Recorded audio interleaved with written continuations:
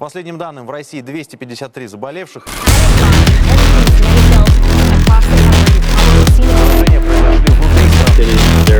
Поражения произошли внутри страны. Многие могут обанкротиться просто из-за формальных причин. 8 зараженных коронавирусом выздоровели и выписаны из больниц Москвы. Если вы еще не прочитали абсолютно все новости о коронавирусе в интернете, давайте с вами постараемся разобраться, что вообще происходит в мире, в сфере туризма и в сфере зарубежного образования. Россия закрывает границы с 35 странами мира и практически всей Европой. Авиакомпании прекращают свои регулярные рейсы. Многие визовые центры закрываются. Да, не все на данный момент закрыты. То есть вот на текущий момент, к примеру, визовый центр Великобритании работает, но при этом ряд европейских стран закрылись. Кто-то закрылся, скажем, на месяц, кто-то закрылся на неопределенный срок. Ждите, мы вас проинформируем. Ряд стран сами закрыли авиасообщение с Россией. И о чем это может говорить? Прежде всего, если у вас запланированы какие-то поездки, выкуплены билеты, то, естественно, нужно писать в авиакомпании. Хотя сделать это сейчас на данный момент сложно. Вы можете звонить, но, как мы это пробовали делать, дозвониться достаточно сложно. И авиакомпании многие рекомендуют, грубо говоря, да, там, ближайшие 72 часа, то есть там, ближайшие 3 дня, если у вас нет вылетов никаких, да, то не писать, да, а подождать, потому что количество обращений, естественно, огромное в настоящее время. И также многие находятся за границей. Значит, причем получается достаточно странная ситуация. То есть МИД рекомендует всем гражданам, находящимся где-то там в отпусках или в командировках или по каким-то причинам за рубежом, МИД рекомендует вернуться, да, пока ситуация не улучшится. При всем при этом многие рейсы просто ликвидируются, да, скажем так, что достаточно сложно улететь. И еще мой любимый Аэрофлот, к примеру, недавно была информация, там, да, на ряд рейсов просто очень сильно повышали билеты. Что даже Аэрофлотом уже занялся ФАС, да, Федеральная антимонопольная служба. И они попросили у Аэрофлота снизить и сделать билеты доступными для всех клиентов и всех нуждающихся и обращающихся. Вот, а не пытаться на этом заработать. Хотя в любом случае все авиакомпании, весь туристический бизнес просто сейчас переживает очень мощный кризис. На днях нашел самые экономичные билеты из Праги в Москву за 80 тысяч практически. Да, вот такое вот спецпредложение. Это за 2,5 часа в полете. США полностью прекратила авиасообщение с Европой на месяц. Великобритания. Рейсы в Лондон сейчас есть. Вот я проверил, к примеру, можно улететь даже сегодня вечером, да, и завтра можно улететь. Рейс туда-обратно сейчас стоимость билета 29 тысяч. То есть все адекватно, все нормально. Что еще про Англию? У меня в Англии много живет друзей моих близких и в Лондоне, и знакомых. Что они рассказывают про Англию? Как и у нас, была такая некоторая истерия, что ли, в плане продуктов, да, в плане продуктов питания. И сейчас мне ребята скидывали фотографии. Сейчас во многих магазинах нет каких-то товаров, да, то есть полки на определенный ассортимент товаров, они пустые. Также что происходит? Естественно, сфера питания, быстрого питания в Англии и в Лондоне, она гораздо мощнее развита, чем у нас. Там для людей абсолютно нормально заходить на завтрак, на обед, на ужин в какие-то кафе. Вот, естественно, сейчас количество клиентов и посетителей просто в разы меньше. И многие рестораны, они просто товары, которые закупили для готовки блюд, да, скажем так, они эти продукты просто распродают. В Англии многие многие магазины пошли на следующие меры, что они прям на билбордах начали писать: уважаемые покупатели, не берите товары в избытке, потому что они могут понадобиться кому-то еще, да. И там, к примеру, какие-то товары длительного пользования, да, скажем так, многие магазины сделали так, что вам нельзя купить больше там 4-5 товаров в одни руки. Если в России начали скупать гречку, да, с туалетной бумагой, значит, за рубежом тоже туалетная бумага пользуется очень небывалым спросом, но гречки же там нет в таких количествах, как у нас, да, это не популярный продукт у них, значит, где-то нет вообще ее. Что там скупают? Там скупают, естественно, макароны, да, макароны и рис. Продажи, конечно же, на макароны, на рис выросли в разы, ну, еще, опять же, как я говорю, товары длительного пользования. При всем при этом надо понять, что если вы пришли в магазин и вы видите сейчас какие-то пустые полки, это не проблема того, что товара нет. Товар есть, просто его не успевают завозить, да? Потому что магазины, многие магазины, они как бы уже привыкли к налаженной логистике, да, у них что приезжает грузовик, он принес там макаронов, да, 100 килограмм, да, но он не привез макаронов тонну, вот, и они регулярно возят по 100 килограмм, но так как все начали сметать, то этих грузовиков, поставок нужно делать гораздо больше, то есть все это есть, на складах это есть, вопрос в логистике и в поставках всего этого дела. Ну, могут быть небольшие задержки, но все это пополняемо, и все сети, крупные сети, они говорят, что товара у нас в избытке, хватит всем, только, пожалуйста, не скупайте в таком большом количестве, все. Ну и еще такой момент, да, в крупных супермаркетах, если вы представьте, да, там большой супермаркет, ну там типа Ашана, смели полки, но надо же выставлять этот товар, да, а количество персонала в Ашане, оно тоже не армия роботов, да, которые выбежали и тут же поставили на полке весь товар, который там на складе лежит, да, скажем так. Поэтому это тоже проблема, с которой сталкиваются супермаркеты, что просто люди не успевают все это дело выносить и выставлять из-за того, что просто все сгребается. Ну и еще такой момент. Конечно же, у всех у нас есть смартфоны, у всех у нас есть приложения по доставке еды. Значит, с чем многие из вас, наверное, столкнулись. Мы же как бы думаем, мы самые умные, мы сейчас не пойдем в магазин, мы закажем все и нам привезут на дом. Ну вот, к примеру, мы проверяли разные приложения, плюс приложения магазинов по доставке еды, да, и, к примеру, там ближайшая дата по доставке там через 3 недели. То есть хочешь, чтобы тебе продукты привезли на дом, это можно сделать, но только через 3 недели. Некоторые магазины вообще отключили свои, ну или сейчас, может, они включили, но они отключали онлайн-шоппинг свой, да, просто потому что не было возможным его сделать. Сегодня был в Перекрестке в супермаркете, и на полках есть абсолютно все. Никакого дефицита я не заметил нигде, то есть все абсолютно нормально. И у нас многие компании перешли на удаленный режим работы.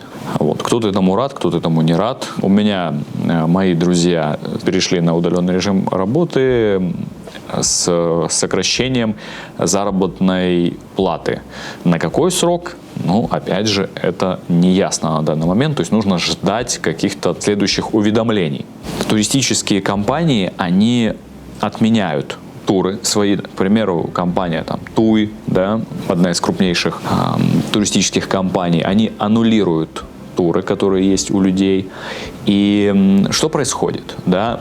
Значит, есть аннуляция, да, и первое предложение, что предлагают сделать, это перебронировать. Да, кому-то предлагают перебронировать или выкупить какой-то тур внутри своей страны, да, то есть, ну, грубо говоря, поменяться, но так, чтобы не делать полные возвраты денег. Ну, естественно, вы сами понимаете, что для компаний, ну, это очень сложно отреагировать моментально на все обращения по возвратам или как бы по перемене туристической путевки, по откладыванию своего тура на более поздний срок или по изменению его на внутренние направления. Причем Причем как бы в России, да, вот у нас также рекомендуют внутри страны ограничить свои поездки и путешествия. Давайте разбираться с зарубежным образованием и что происходит за границей в сфере обучения. Да? Значит, повсеместно многие учебные заведения ушли на карантин во многих странах. Ну, понятно, Италия, да, Германия, Австрия. Многие ушли на карантин, но при этом учебные заведения предлагают ученикам онлайн-программы, онлайн-обучение. И сейчас, конечно, для всех и для учебных заведений это неожиданная ситуация, и они стараются что-то придумать для того, чтобы студенты продолжали учиться. Как потом дети будут сдавать экзамены, пока информации нет. Что хочу отметить, на что хочу обратить внимание, что специалисты в сфере здравоохранения, всех стран, где был обнаружен коронавирус, отмечают, что вероятность заразиться вирусом у студентов и школьников ничтожно мала. В разы меньше, чем тем же гриппом, той же пневмонией. То есть вероятность заразиться очень маленькая у школьников и студентов. Также хочу отметить, что ряд стран, включая Россию, уже включая Америку и Канаду, объявили, что они начали испытывать вакцину от коронавируса. И каждая из названных стран, говорит, что в кратчайшие сроки они должны разработать вакцину. В Англии сейчас подтвердили перенос экзаменов GCSE и A-Level на более позднюю дату. Все экзамены, которые должны были состояться в определенные даты, они будут или отменены, или перенесены. Ряд учебных заведений организуют в режиме онлайн учебу, сдачу тестов, и сейчас продумываются все варианты по поводу экзаменов. Естественно, со всеми учебными заведениями по-разному, со всеми странами по-разному, и плюс я говорю, каждый день что-то новое, да, и нас просто заваливают письмами, мы не успеваем все читать, реально это невозможно, все присылают письма о каких-то своих нововведениях, что они делают, что реализуют, но сейчас, в принципе, в большинстве учебные заведения находятся на карантине. Что сейчас делают организации, предлагающие детские программы, детские языковые программы, лагеря за границей, и курсы языковые для взрослых. Прежде всего, они предлагают перенести дату учебы. Естественно, есть организации, которые отменяют программы, естественно, это есть, но нужно уточнять в индивидуальном порядке, потому что учебных заведений, их просто огромное количество. Еще раз говорю, что заваливают нас письмами просто огромным количеством, их все невозможно прочитать. Что сейчас предлагается зарубежными учебными заведениями? Скажу сразу, что единого решения от всех, да, но в принципе, этого решения пока что и не может быть. Ряд учебных заведений, в которых учатся международные студенты, они разрешают студентам остаться на территории кампуса. Да, в некоторых случаях у учебных заведений, у которых несколько резиденций, может быть, к примеру, закрыта ваша резиденция, в которой вы проживаете в настоящее время, и вам предложат со следующей недели, грубо говоря, переселиться в другую резиденцию, потому что что-то может быть закрыто, да, что-то может остаться открытым. Конечно, во всех учебных заведениях повышается уровень безопасности и уровень заботы о студентах, которые находятся на территории учебных заведений. Конечно, есть и учебные заведения, которые закрываются полностью на карантин. Потому что ситуация в разных регионах какой-то конкретной страны, она разная. Что важно понимать, что несмотря на сложившуюся ситуацию, сложную для всех, как и для родителей, так и для самих учебных заведений, но в этой сложившейся ситуации большинство учебных заведений продолжают работать. Я имею в виду, что это не та работа, которая повседневная, как мы привыкли ее видеть, а это работа на удаленке, То есть очень многие организации, которые принимают международных студентов, их представители работают только удаленно. В большинство учебных заведений также идут заявки, да, идет прием заявок. И с сентября месяца, с нового учебного года, учебные заведения сейчас все оставляют свой прием заявок таким, какой он есть. Ну, как бы, да, они могут вносить какие-то корректировки. Какой еще есть момент, который я могу наблюдать? Карантин в школе вообще это не впервой случается, да, и еще даже я, когда учился в школе, школы выводили на карантин. Особенно я помню, я учился в Магадане, к примеру, когда там минус 30, и школа закрывалась при сильных морозах. Не водили детей в это время. Ситуации бывают разные. Такая ситуация, конечно, ну, на моей памяти впервые в глобальной такой форме выводили школы. При всем при этом, значит, какая наблюдается ситуация? Что некоторые воспринимают эту ситуацию, особенно студенты, как каникулы. Но я бы не воспринимал бы всю эту ситуацию как каникулы, потому что большинство учебных заведений продолжает вести уроки, продолжает давать лекции, но в онлайн-формате. Поэтому обязательно нужно быть на контакте с представителем учебного заведения для того, чтобы вся учебная программа, которая будет дана в онлайн-форме, чтобы вся она была пройдена и ничего не было пропущено.